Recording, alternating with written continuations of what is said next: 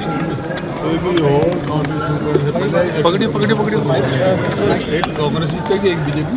ಹರಿಯಾಣ ರಾಜ್ಯಸಭಾ ಚುನಾವಣೆ ಬಿಜೆಪಿ ಮತ್ತು ಕಾಂಗ್ರೆಸ್ಗೆ ತಲಾ ಒಂದು ಸ್ಥಾನ. ತೀವ್ರ ಪೈಪೋಟಿಯ ನಡುವೆ ಗೆದ್ದ ಭಾಟಿಯಾ ಮತ್ತು ಬೌದ್ಧ.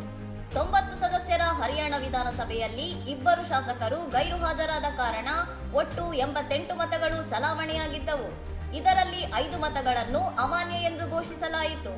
ಬಿಜೆಪಿಯ ಸಂಜಯ್ ಭಾಟಿ ಅವರು 39 ಮೊದಲ ಪ್ರಾಶಸ್ತ್ಯದ ಮತಗಳನ್ನು ಪಡೆಯುವ ಮೂಲಕ ಗೆಲುವಿಗೆ ನಿಗದಿಯಾಗಿದ್ದ 2767 ಕೋಟಾಕ್ಕಿಂತ ಹೆಚ್ಚಿನ ಮೌಲ್ಯ ಪಡೆದು ಸುಲಭವಾಗಿ ಆಯ್ಕೆಯಾದರು.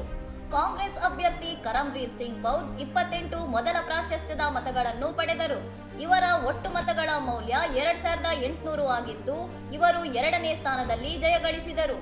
ಬಿಜೆಪಿ ಬೆಂಬಲಿತ ಸ್ವತಂತ್ರ ಅಭ್ಯರ್ಥಿ ಸತೀಶ್ ನಂದಲ್ ಅವರು 16 ಮೊದಲ ಪ್ರಾಶಸ್ತ್ಯದ ಮತಗಳು ಮತ್ತು ವರ್ಗಾವಣೆಗೊಂಡ ಹೆಚ್ಚುವರಿ ಮತಗಳನ್ನು ಸೇರಿಸಿ ಒಟ್ಟು 2733 ಮೌಲ್ಯದ ಮತಗಳನ್ನು ಪಡೆದರು. ಕಾಂಗ್ರೆಸ್ ಅಭ್ಯರ್ಥಿಗಿಂತ ಕಡಿಮೆ ಮತ ಪಡೆದ ಕಾರಣ ಸೋಲೊಪ್ಪಿಕೊಂಡರು. 5 ಕಾಂಗ್ರೆಸ್ ಮತಗಳು ಬಿಜೆಪಿ ಬೆಂಬಲಿತ ಸ್ವತಂತ್ರ ಅಭ್ಯರ್ಥಿಗೆ ಚಲಾವಣೆಯಾಗಿದ್ದು ಮತ್ತು 4 ಮತಗಳು ಅಮಾನ್ಯಗೊಂಡಿದ್ದು ಕಾಂಗ್ರೆಸ್ ಪಕ್ಷಕ್ಕೆ ಹಿನ್ನಡೆಯಾಗಿ ಕಂಡರೂ ಅಂತಿಮವಾಗಿ ಕರಂವೀರ್ ಬೌದ್ಧ ಗೆಲುವು ಸಾಧಿಸುವಲ್ಲಿ ಯಶಸ್ವಿಯಾದರು. ಇನ್ನಷ್ಟು ಸುದ್ದಿಗಳಿಗಾಗಿ ನೋಡ್ತಾ ಇರಿ ಸೌರಂ ಟಿವಿ.